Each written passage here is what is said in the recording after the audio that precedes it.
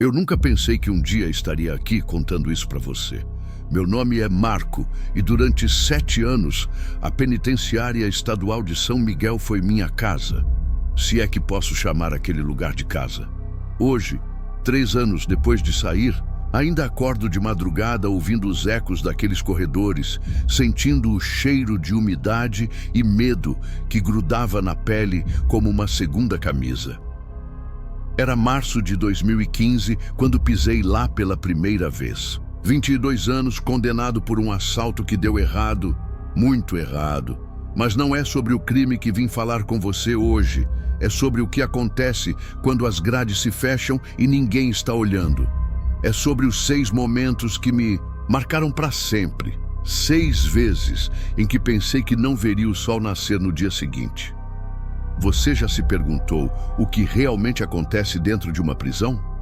Não aquilo que mostram na televisão, não os documentários sanitizados, mas a verdade crua, sussurrada nos cantos escuros dos pátios, gravada na memória de quem sobreviveu para contar.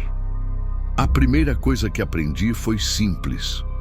Sobrevivência não é sobre ser o mais forte. É sobre ser invisível quando precisa e visível apenas quando convém.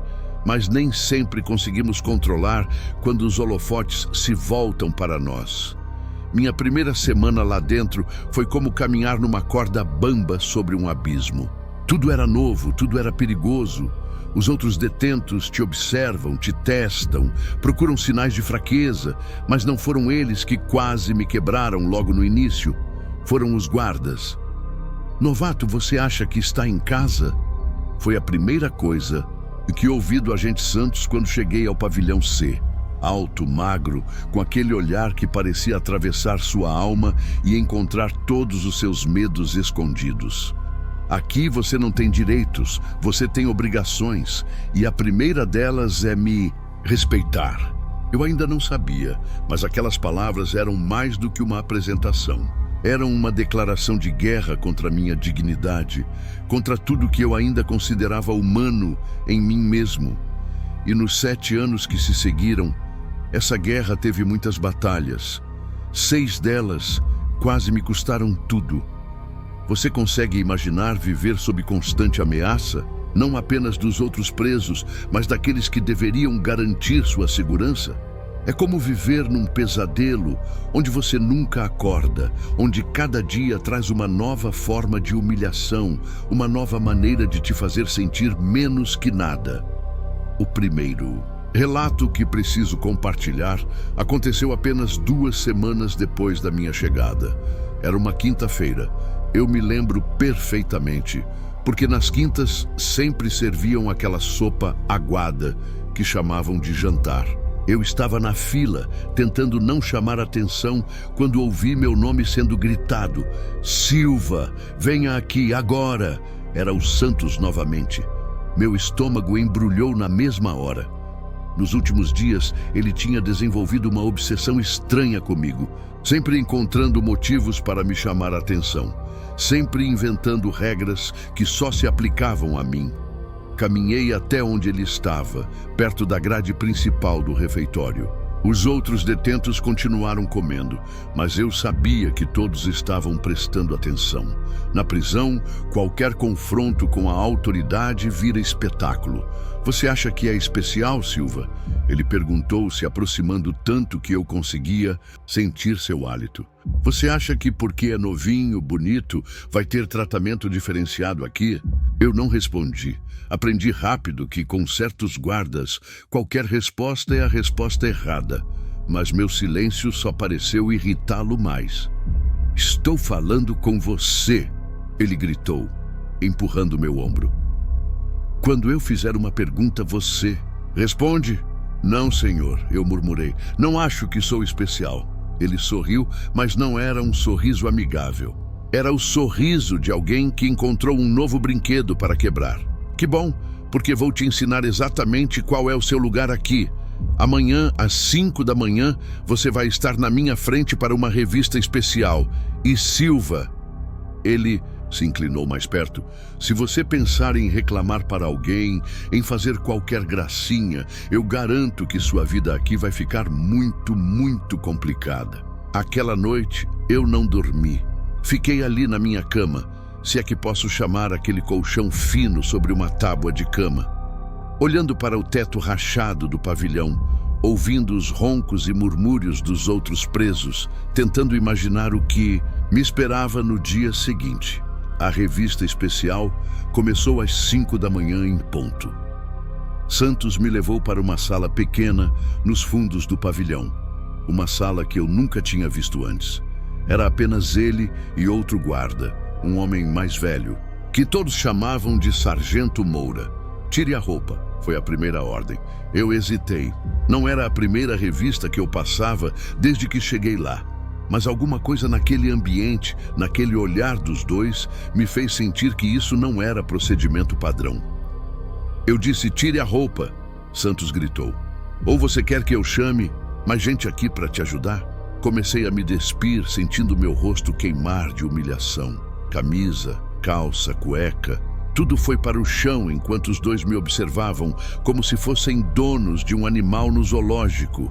Agora se agache e tussa, disse Moura, acendendo um cigarro. 5 vezes. Fiz o que mandaram, sentindo lágrimas de raiva queimarem meus olhos. Mas o pior ainda estava por vir. Sabe, Silva, disse Santos, caminhando ao meu redor enquanto eu permanecia agachado e nu. Você precisa entender como as coisas funcionam aqui.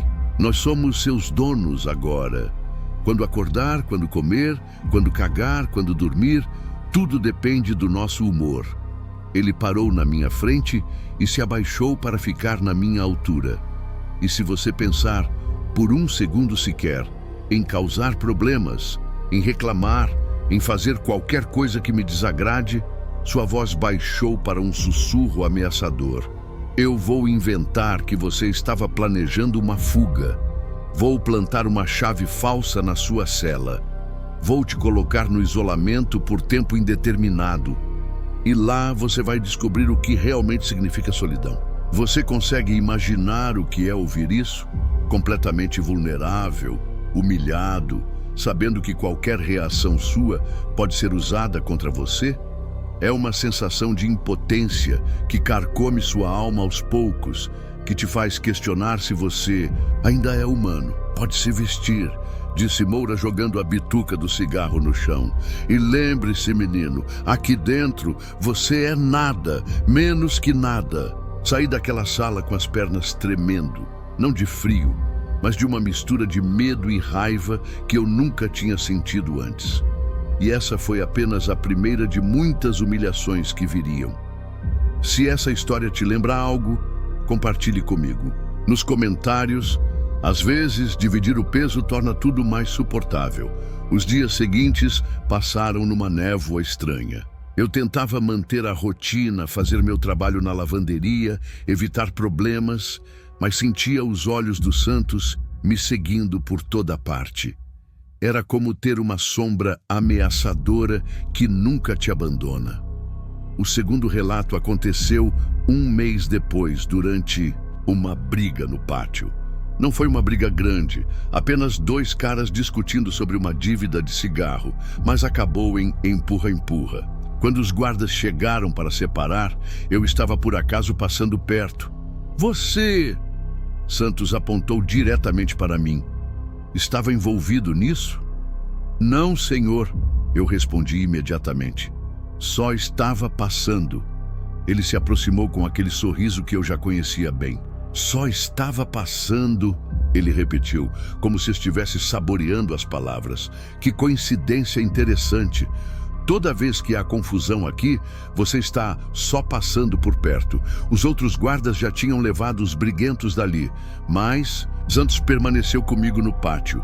Alguns detentos observavam de longe, sabendo que alguma coisa estava para acontecer. Sabe o que eu acho, Silva? Acho que você gosta de confusão. Acho que você quer ser o engraçadinho do pavilhão.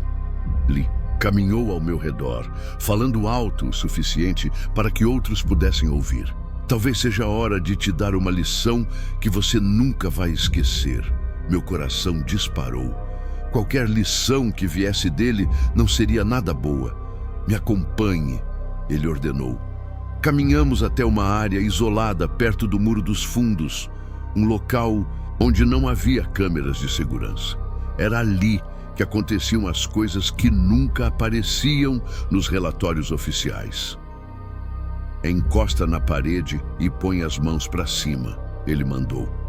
Obedeci, sentindo o concreto frio contra meu rosto. Ouvi o barulho de alguma coisa sendo tirada do cinto dele e meu corpo inteiro se enrijeceu de medo. Foi quando senti o primeiro golpe. Não era um cacetete comum. Era algo mais pesado, que fazia um barulho oco quando atingia minhas costelas. A dor explodiu pelo meu peito, me tirou o ar dos pulmões. Isso é para você aprender a ficar longe de confusão, ele disse, aplicando outro golpe, desta vez nas minhas costas.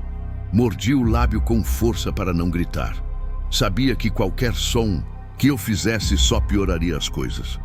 E isso, outro golpe na altura dos rins, é para você entender que não tem amiguinhos aqui que vão te proteger. As pancadas continuaram por mais alguns minutos, que pareceram horas. Quando finalmente pararam, eu mal conseguia me manter em pé. Agora volta para o pavilhão, ele disse, guardando whatever coisa tinha usado para me bater. E se alguém perguntar sobre esses hematomas, você caiu da beliche, entendeu? Sim, senhor, eu consegui sussurrar. E Silva, ele me chamou quando eu já estava me afastando. Da próxima vez, as consequências vão ser bem piores. Passei 3 semanas tentando esconder a dor dos outros presos. Dormir era uma tortura. Cada movimento me lembrava daqueles golpes. Mas o pior não era a dor física. Era a certeza de que aquilo ia acontecer de novo. E eu estava certo. O terceiro episódio veio durante uma revista geral no pavilhão. Era procedimento de rotina. Acontecia todo mês, mas desta vez algo estava diferente. Santos estava mais agressivo que o normal, gritando com todos, encontrando problemas onde não havia nenhum. Quando chegou a minha vez de ter a cela revistada, ele entrou com outros 2 guardas que eu não conhecia. Começaram a virar tudo de cabeça para baixo. Colchão, travesseiro, as poucas roupas que eu tinha, os livros que conseguira na biblioteca. "O que é isso aqui?" um dos guardas novos perguntou, segurando um papel que tinha caído de dentro de um dos livros. Era apenas uma carta da minha mãe, uma carta que eu lia toda noite antes de dormir para me lembrar de que ainda havia um mundo lá fora esperando por mim. Mas vi os olhos do Santos brilharem de uma forma perigosa quando ele viu o papel. "Deixa eu ver isso", ele disse, arrancando a carta das mãos do outro guarda. Leu em silêncio por alguns segundos, e então um sorriso cruel se formou em seus lábios. "Que carta bonita", ele disse, dobrando o papel. "Sua mãe parece ser uma mulher muito preocupada com você." Algo na forma como ele disse aquilo me fez sentir um frio na barriga. "Por favor", eu disse sem conseguir me controlar. "É só uma carta da minha família. Por favor", ele repetiu, fazendo uma careta de deboche. "Você está me implorando, Silva. Que coisa mais patética." Ele rasgou a carta ao meio na minha frente. Senti meu mundo desabar naquele momento.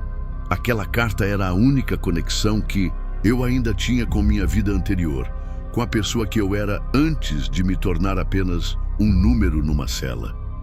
"Não!" eu gritei, tentando alcançar os pedaços de papel. Foi um erro.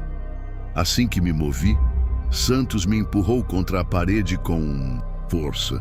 "Agora você quer partir para cima de mim?" ele berrou.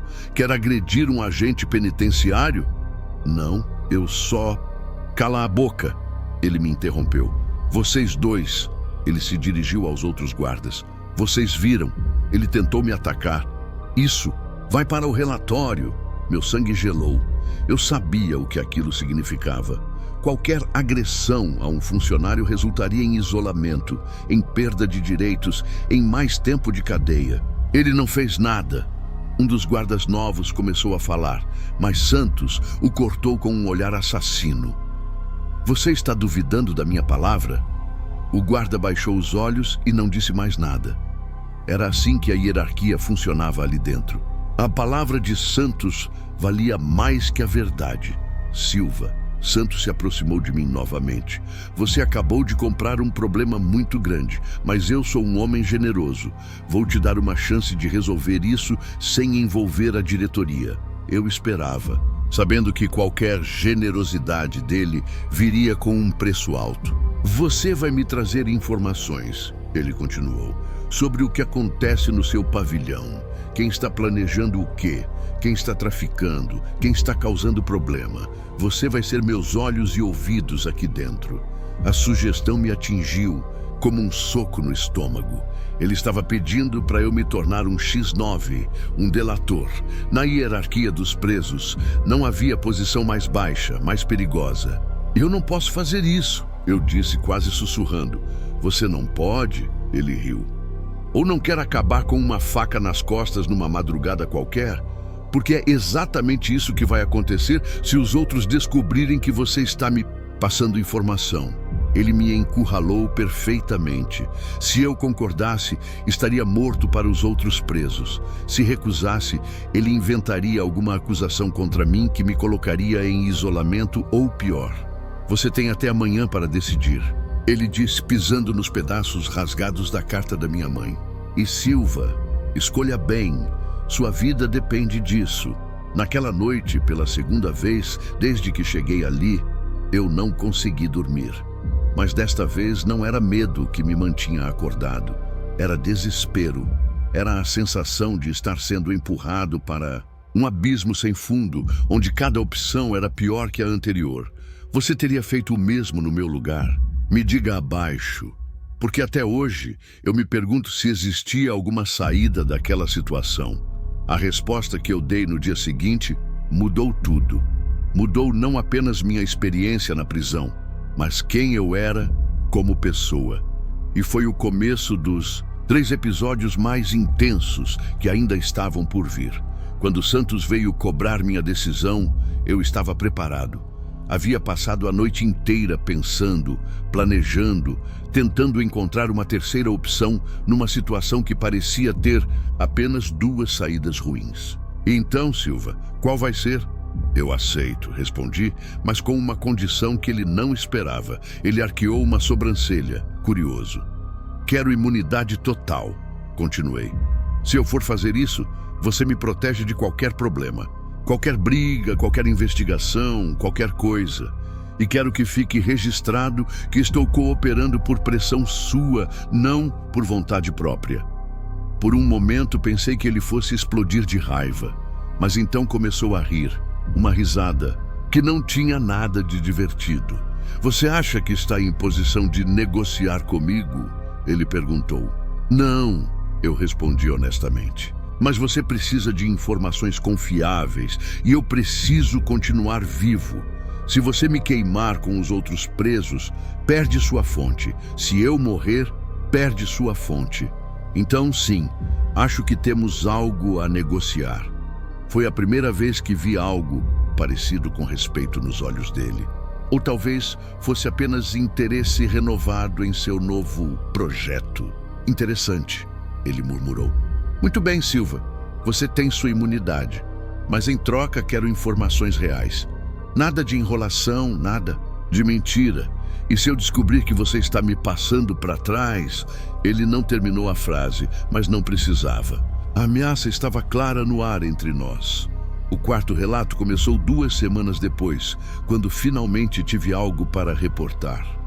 Havia rumores de que um grupo estava planejando uma rebelião durante o horário do banho de sol. Nada muito sério, apenas alguns caras revoltados planejando causar tumulto, mas era informação suficiente para manter Santos satisfeito. Passei a informação numa conversa rápida durante a troca de turno dos guardas. Pensei que seria isso, que eu cumpriria minha parte do acordo e as coisas continuariam normais. Mas, no dia seguinte, tudo desmoronou. A operação que Santos organizou foi exagerada. Em vez de simplesmente aumentar a vigilância ou separar os suspeitos, ele decidiu fazer uma demonstração de força. Acordaram todo o pavilhão às 4 da manhã. Forçaram todos a ficarem no pátio enquanto reviravam as celas em busca de evidências da rebelião. Os 3 caras que eu tinha mencionado foram isolados imediatamente, mas o problema foi que Santos mencionou especificamente detalhes que só eu sabia. Detalhes que deixaram claro para qualquer um, prestando atenção, que havia um delator no meio deles. "Alguém aqui está dedando a gente", disse Marcão, um dos líderes do pavilhão, enquanto estávamos todos ainda no pátio esperando a revista terminar. "Alguém está passando informação para os guardas." Meu sangue gelou. Olhei ao redor e vi que vários presos estavam me observando com suspeita. Não era paranoia. Havia realmente algo diferente na forma como me olhavam. "Quem for o X9?" Continuou Marcão, sua voz carregando uma ameaça mortal. "Vai pagar caro, muito caro." Naquela tarde, enquanto estava trabalhando na lavanderia, 3 presos se aproximaram de mim. Reconheci 2 deles, Carioca e Mineiro, ambos cumprindo pena por homicídio. O terceiro eu não conhecia, mas pela forma como os outros o respeitavam, sabia que não era ninguém com quem brincar. "E aí, universitário?", disse Carioca, usando o apelido que tinham me dado por eu saber ler e escrever melhor que a maioria. "Tudo bem contigo?" "Tudo", respondi, tentando manter a voz firme. "Que bom", disse Mineiro, se posicionando do meu outro lado. "Porque andaram falando umas coisas sobre você por aí." "Que tipo de coisas?" "Do tipo que pode ser muito perigoso para sua saúde", respondeu o terceiro homem, que ainda não tinha se apresentado. Eles não eram sutis. A mensagem estava clara. Ou eu provava minha inocência, ou teria problemas sérios. "Olha", eu disse, largando a roupa que estava lavando. "Eu não sei o que vocês ouviram, mas não sabemos se você é ou não é X9", me interrompeu Carioca. "Mas vamos descobrir. Esta noite você vai participar de um pequeno teste." Meu estômago despencou. Teste na prisão nunca era nada bom. "Que tipo de teste?" "Do tipo que vai provar de que lado você está", disse o homem desconhecido. "Pavilhão 4, cela 23, meia-noite. Não falte." Eles se afastaram, me deixando ali com a sensação de que tinha caído numa armadilha da qual não havia escapatória. Se eu fosse ao teste, provavelmente seria algo que me comprometeria ainda. Mas, se não fosse, confirmariam as suspeitas deles. Passei o resto do dia tentando pensar numa saída. Considerou falar com Santos, pedir proteção, mas sabia que isso só confirmaria que eu era realmente um delator. Considerei fingir que estava doente, mas isso só adiaria o inevitável. À meia-noite, caminhei até o pavilhão 4. Meu coração batia tão forte que tinha certeza de que todos conseguiam ouvi-lo. A cela 23 estava no fundo do corredor, numa área mal iluminada, onde os guardas raramente passavam durante a noite. Quando cheguei lá, encontrei os 3 homens da lavanderia, mais outros 2 que eu não conhecia. No centro da pequena cela, havia um preso amarrado e amordaçado. Reconheci o rosto dele. Era Ratinho, um garoto novo que havia chegado na semana anterior. "Chegou na hora certa", disse o homem desconhecido, que finalmente se apresentou. "Sou o coronel. E este aqui?" Ele apontou para o garoto amarrado. "É um X9 confirmado. Pegamos ele passando bilhete para os guardas ontem à noite." Meu estômago revirou. Podia ver o terror nos olhos do Ratinho e soube imediatamente o que eles esperavam de mim. "Seu teste é simples", continuou o coronel. "Prove que não é delator, ajudando a gente a cuidar de um delator real." Ele me estendeu algo que brilhou na luz fraca que entrava pela janela da cela. Era uma lâmina artesanal, feita de um pedaço de metal afiado amarrado num cabo improvisado. "Não posso fazer isso", eu disse recuando. "Claro que pode", respondeu Carioca. "A menos que você tenha algum problema em machucar um X9. A situação era impossível. Se eu me recusasse, eles teriam certeza de que eu também era delator. Se eu fizesse o que pediam, Me tornaria cúmplice de algo muito mais sério do que qualquer informação que eu tinha passado para Santos. Ele é só um garoto, tentei argumentar. Era só um garoto, corrigiu o mineiro. Agora é uma ameaça para todos nós. E você vai provar que está do nosso lado eliminando essa ameaça. O silêncio que se seguiu foi o mais pesado da minha vida. 5 homens me observando, esperando uma decisão que definiria não apenas se eu viveria ou morreria, mas que tipo de pessoa eu me tornaria. Foi então que ouvi passos no corredor. Esconderam tudo, rápido, sussurrou o coronel. Em segundos a lâmina desapareceu. O garoto foi jogado debaixo de uma das camas e todos nós nos espalhamos pela cela, fingindo uma conversa casual. Quando a lanterna do guarda iluminou nossa direção, estávamos apenas 6 caras batendo papo. "Tudo bem aí?" perguntou a voz do guarda. "Tudo sim, chefe", respondeu o coronel com naturalidade. "Só conversando sobre futebol." O guarda iluminou. Cada um de nossos rostos com a lanterna parou um momento no meu, provavelmente estranhando me ver ali. Mas não disse nada. Continuou sua ronda e se afastou. "Sorte sua", murmurou o carioca no meu ouvido. "Mas isso só adia o inevitável.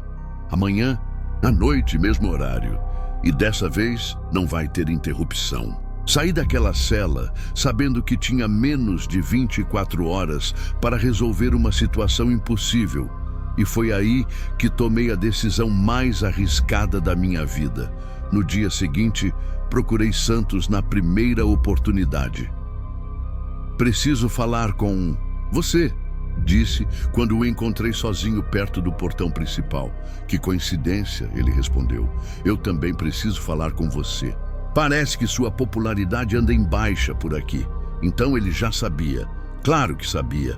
Provavelmente estava se divertindo vendo me debater como um peixe fora d'água. "Eles querem que eu mate alguém para provar que não sou delator", falei, diretamente. E eu não vou fazer isso." Ele riu. "Claro que não vai. Você não tem coragem nem para matar uma barata." "Então me tire daqui", eu disse. "Me transfira para outro pavilhão, para outra prisão, qualquer coisa." "E perder minha melhor fonte de informação? Acho que não. Sua melhor fonte de informação vai estar morta em menos de 24 horas se continuar aqui." Ele parou de rir e me encarou seriamente. "Você tem alguma sugestão melhor?" Foi então que propus algo que nem eu mesmo acreditava que estava sugerindo. "Me coloca no isolamento", eu disse. "Por 2 semanas, inventa qualquer motivo. Depois disso, você espalha que eu cooperei com uma investigação em troca de benefícios. Isso vai me queimar definitivamente com os presos, mas também vai tornar óbvio demais que eu sou delator. Eles vão me evitar em vez de me matar, porque qualquer coisa que aconteça comigo vai recair sobre eles." Santos ficou em silêncio por um longo momento considerando a proposta. "Interessante", ele finalmente disse. "Você realmente pensou nisso, não foi?" "Não tenho escolha. E depois do isolamento, você continua passando informação? Se eu ainda estiver vivo, sim." Ele assentiu lentamente. "Muito bem, Silva. Parece que você aprendeu a jogar o jogo.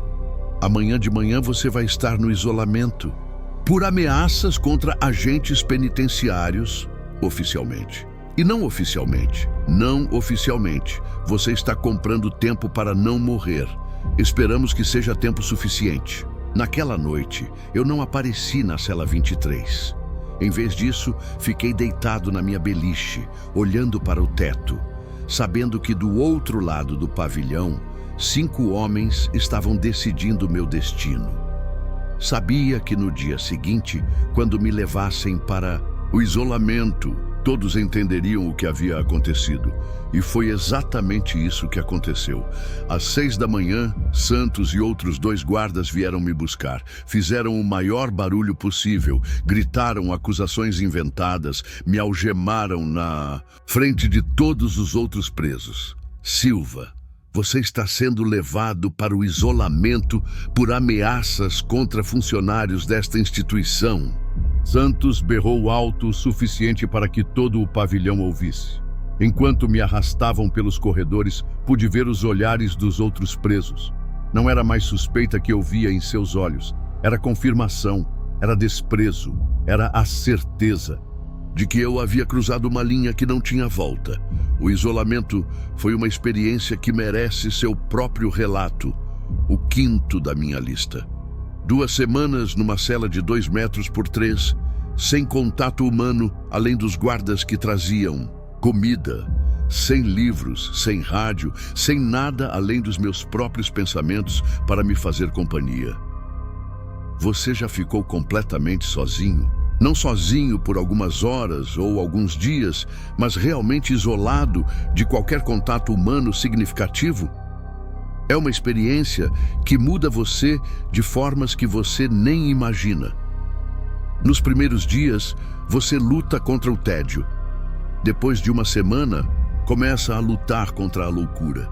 Foi ali, naquelas 2 semanas, que entendi realmente o que a prisão faz com uma pessoa. Não é apenas tirar sua liberdade física, é quebrar sua conexão com sua própria humanidade, pedaço por pedaço, até que você não reconheça mais quem costumava ser. Mas o pior ainda estava por vir. Porque quando saí do isolamento, descobri que minha estratégia de sobrevivência havia funcionado melhor do que eu esperava. Funcionado tão bem que havia criado um problema completamente novo. Continuação. Quando voltei ao pavilhão após as 2 semanas no isolamento, o silêncio que me recebeu era ensurdecedor.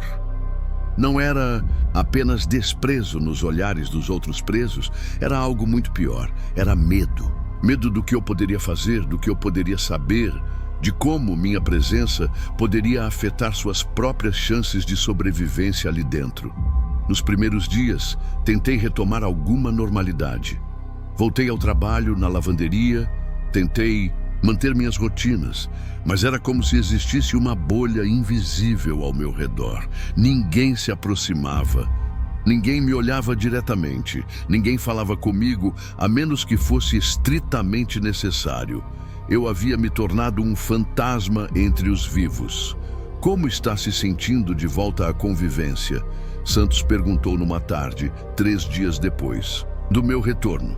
Havia um tom de diversão em sua voz que me irritou profundamente. Como você esperava, respondi secamente. Excelente. Agora você entende perfeitamente sua posição aqui. Nem preso comum, nem autoridade. Algo no meio, algo útil. Ele estava certo e eu odiava admitir isso. Minha situação havia se tornado exatamente o que ele queria. Eu era completamente dependente da proteção dele, completamente isolado dos outros presos, completamente sob seu controle. Aliás, ele continuou, tenho um trabalho especial para você, algo que vai testar realmente sua lealdade. Meu estômago se contraiu. Qualquer trabalho especial vindo de Santos nunca era nada bom. Que tipo de trabalho? Há um novo preso chegando semana que vem. Um cara importante, alguém que a administração quer manter seguro. Você vai ser responsável por cuidar dele. Cuidar como? Como você acha? Ele riu. Você vai ser os olhos e ouvidos dele aqui dentro. Vai garantir que ele não se meta em problema, que não faça inimizades desnecessárias, que não morra. A proposta era absurda. Eu, que mal conseguia garantir minha própria segurança, seria responsável por proteger outro preso. E se eu não conseguir, então você vai ter companhia no isolamento.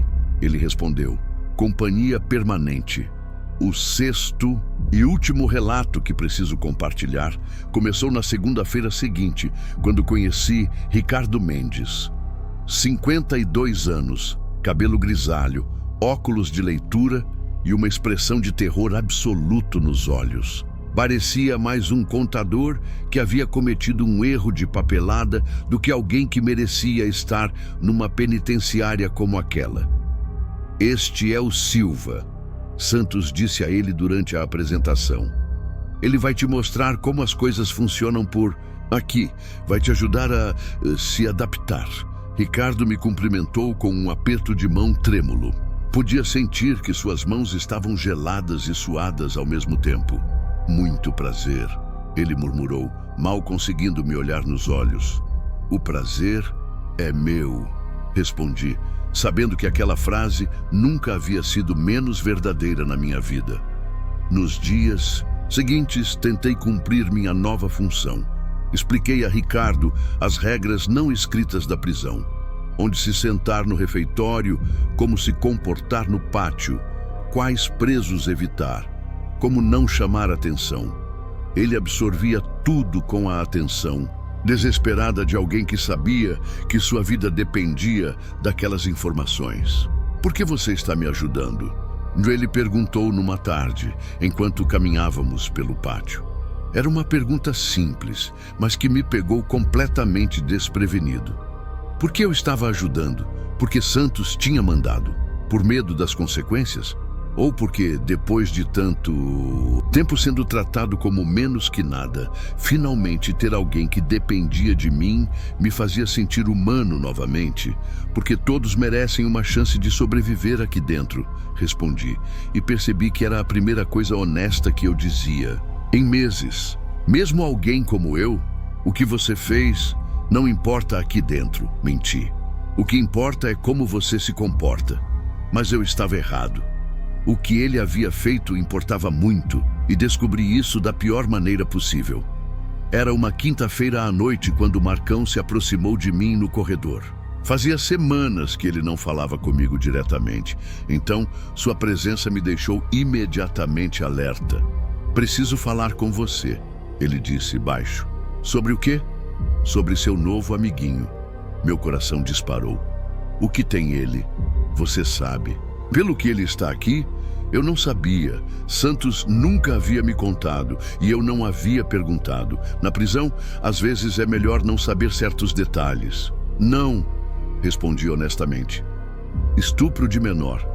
Uma menina de 8 anos. As palavras me atingiram como um soco no estômago. Senti o mundo girar ao meu redor. Você tem certeza? Absoluta. E não foi só uma vez. Foram várias durante 2 anos. A própria filha dele. Vômito subiu na minha garganta. Todas as conversas que tivemos, toda a proteção que eu estava oferecendo, toda a humanidade que pensei estar demonstrando, tudo isso para proteger um monstro. Por que está me contando isso? Consegui perguntar. Porque você tem 24 horas para decidir se vai continuar protegendo esse lixo ou se vai sair da frente quando a justiça chegar. Que justiça? A nossa. Amanhã à noite, durante o banho, ele vai pagar pelo que fez. E se você estiver no caminho... Marcão não terminou a frase, mas a ameaça estava clara. Naquela noite fiquei acordado lutando com a decisão mais difícil da minha vida até aquele momento. Por um lado, havia minha obrigação com Santos, minha própria segurança, minha necessidade de manter o frágil equilíbrio que me mantinha vivo ali dentro. Por outro, havia a imagem daquela criança de 8 anos que nunca conheci, mas que agora assombrava meus pesadelos. E havia também Ricardo, que dormia na beliche ao lado da minha, roncando suavemente, alheio ao fato de que sua sentença de morte já havia sido decretada. No dia seguinte tentei agir normalmente. Trabalhei na lavanderia, almocei no refeitório, passei a tarde no pátio. Mas o tempo todo sentia os olhares dos outros presos sobre mim, esperando para ver o que eu faria quando chegasse a hora. Ricardo notou minha atenção. Está tudo bem? Ele perguntou enquanto voltávamos para o pavilhão após o trabalho. Está. Menti. Você parece preocupado com alguma coisa? Olhei para ele. Realmente olhei. Talvez pela primeira vez desde que chegou.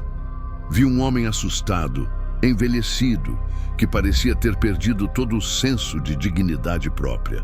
Mas também vi, pela primeira vez, os olhos de alguém capaz de fazer o que os outros presos diziam que ele havia feito. Ricardo, eu disse lentamente, você tem alguma coisa que quer me contar? Ele ficou pálido imediatamente. Do que você está falando? Sobre por que você está aqui? Sobre o que você fez? Vi o momento exato em que ele percebeu que seu segredo havia sido descoberto. Seus ombros caíram, suas mãos começaram a tremer e uma lágrima escorreu pelo seu rosto. Você soube, ele sussurrou. Soube. Caminhamos em silêncio por alguns minutos e então ele começou a falar. Não foi uma confissão completa, não foi uma explicação que justificasse qualquer coisa. Foi apenas um homem tentando desesperadamente se agarrar aos últimos pedaços de humanidade que ainda restavam nele. Eu sei o que você deve estar pensando, ele disse. Eu sei como deve ser terrível descobrir que você estava ajudando alguém, como eu. Concordei. Não via motivo para mentir. Eu mereço morrer por isso, ele continuou. Sei que mereço. Se você soubesse o que eu tirei dela, você mesmo pegaria uma faca e... Cala a boca, interrompi. Não queria ouvir detalhes. Não conseguiria conviver com eles. Só me diz uma coisa, ele pediu, parando de caminhar e me encarando. Quando acontecer, e eu sei que vai acontecer, você vai estar lá? Por quê? Porque eu não quero morrer sozinho. Mesmo sabendo que não mereço compaixão, mesmo sabendo que você deve me odiar agora, eu não quero morrer sozinho. Era uma pergunta impossível de responder. Como você promete estar presente na execução de alguém? Como você oferece conforto a alguém que destruiu a vida de uma criança? Não sei.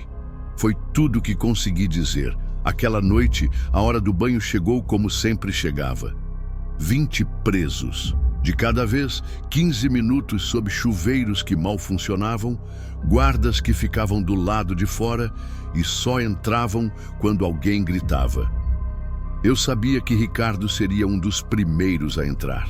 Sabia também que pelo menos 5 outros homens estariam esperando por ele lá dentro. Quando chegou a nossa vez, caminhei ao lado dele até a entrada dos chuveiros. Podia sentir a tensão no ar, como se uma tempestade estivesse se formando. Silva, ele me chamou baixinho quando chegamos à porta. Que foi? Obrigado. Por tudo. Foram as últimas palavras que ele me disse. Eu entrei nos chuveiros, liguei o meu e tentei não olhar ao redor. Tentei me concentrar apenas na água morna caindo, sobre minha cabeça, no sabão barato que ardia nos olhos, em qualquer coisa que me mantivesse alheio ao que estava para acontecer.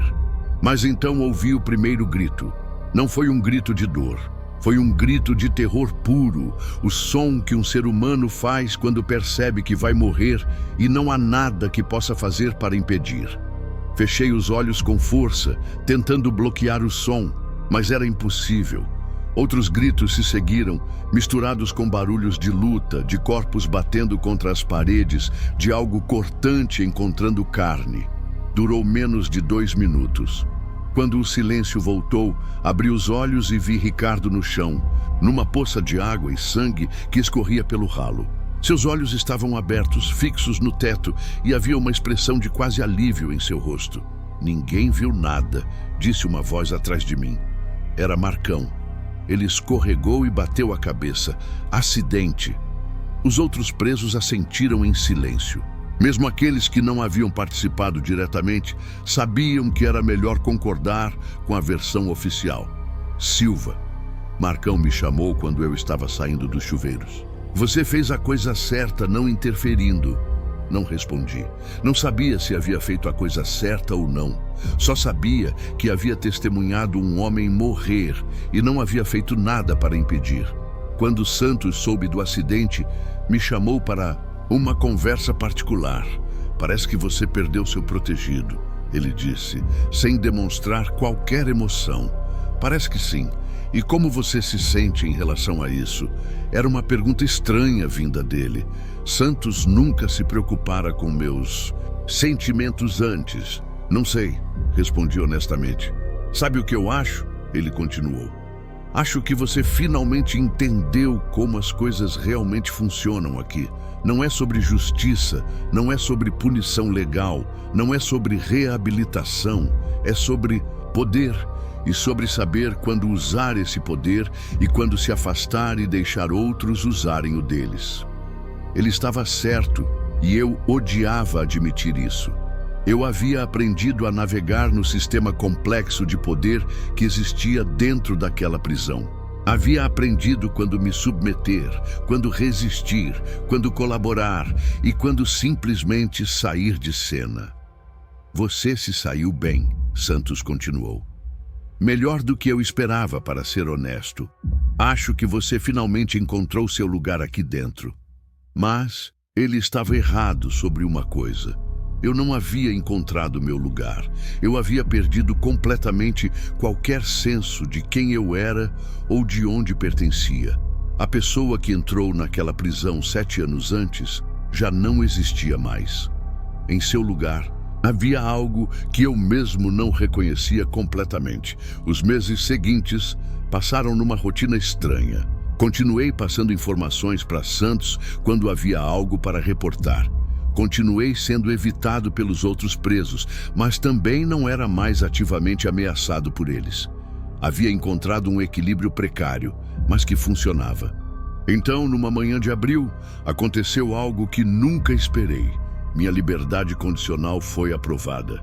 Parabéns, Silva, disse Santos quando me deu a notícia. Parece que você finalmente vai conhecer o mundo lá fora novamente. Deveria ter sido o dia mais feliz da minha vida em anos. Deveria ter sentido alívio, alegria, esperança. Mas tudo que senti foi uma estranha sensação de vazio. Quando? 2 semanas, tempo suficiente para você colocar seus assuntos em ordem aqui dentro. Assuntos em ordem, como se eu tivesse qualquer coisa para colocar em ordem depois de 7 anos sendo quebrado e reconstruído naquele lugar. E Santos, perguntei, o quê? Você acha que eu vou conseguir lá fora? Ele me olhou por um longo momento antes de responder. Honestamente, não sei. Você não é mais a mesma pessoa que entrou aqui. A questão é, quem você é agora vai conseguir sobreviver num mundo onde as regras são diferentes? Era uma pergunta que eu mesmo estava fazendo e para a qual não tinha resposta. Meus últimos dias na prisão foram surreais. Pela primeira vez em anos, alguns presos se aproximaram de mim para se despedir. Não éramos amigos, nunca seríamos, mas havia um reconhecimento mútuo de que todos nós tínhamos sobrevivido àquele lugar infernal, cada um à nossa maneira. Boa sorte lá fora, disse Marcão no meu último dia. Obrigado. E Silva, se alguém perguntar como são as coisas aqui dentro, você conta a verdade. Não as mentiras bonitas que eles querem ouvir. A verdade. Prometi que contaria, sem saber se conseguiria cumprir essa promessa. Quando finalmente passou o portão principal da penitenciária pela última vez, carregando apenas uma sacola plástica com minhas poucas posses, senti algo que não esperava. Nostalgia. Não pelas experiências terríveis, não pela violência ou humilhação, mas pela certeza. Por mais horrível que fosse, a vida na prisão tinha regras claras, hierarquias definidas, expectativas conhecidas. O mundo lá fora era muito mais complicado. Foram necessários 3 anos para eu conseguir me adaptar novamente. 3 anos de terapia, de trabalhos temporários, de pesadelos noturnos, de relacionamentos que não funcionavam porque eu não sabia mais como confiar nas pessoas ou como permitir que confiassem em mim. E foram necessários 3 anos para eu encontrar coragem de contar essa história. Porque Marcão estava certo. As pessoas precisam saber a verdade sobre o que acontece quando as portas se fecham e as câmeras se desligam. Precisam saber que o sistema que deveria reabilitar às vezes apenas quebra ainda mais pessoas que já estavam quebradas. Mas também precisam saber que é possível sobreviver. É possível sair do outro lado, mesmo que seja uma versão diferente de quem você era antes. É possível reconstruir uma vida, mesmo que ela nunca seja exatamente igual ao que era antes. Hoje, trabalho com jovens em situação de risco, tentando evitar que tomem as decisões que me levaram àquele lugar. Não é glamuroso, não é bem remunerado, mas é honesto. É uma forma de usar tudo que aprendi, tanto as lições boas quanto as ruins, para algo construtivo. E às vezes, quando estou conversando com um garoto de 16 anos que está no caminho errado, eu vejo algo familiar em seus olhos. Vejo a raiva, a desesperança, a sensação de que não há saída para a sua situação atual.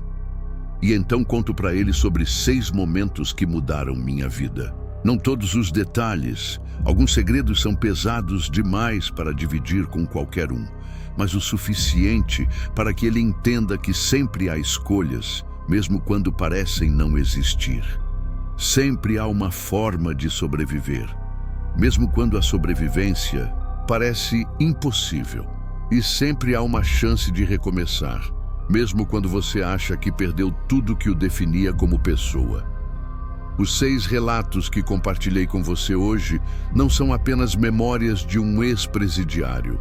São lições sobre resistência, sobre adaptação, sobre os limites da dignidade humana e sobre como, mesmo nos momentos mais escuros, sempre podemos escolher quem queremos nos tornar.